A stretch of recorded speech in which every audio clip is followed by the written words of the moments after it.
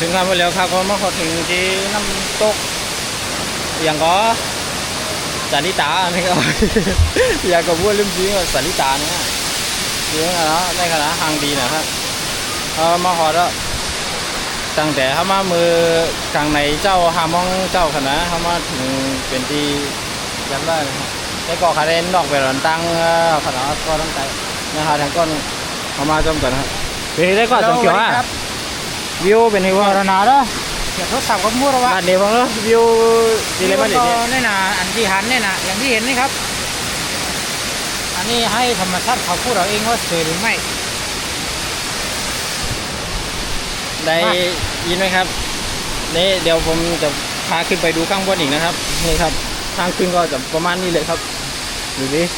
ดูลำบากแสนยากลำบากครับ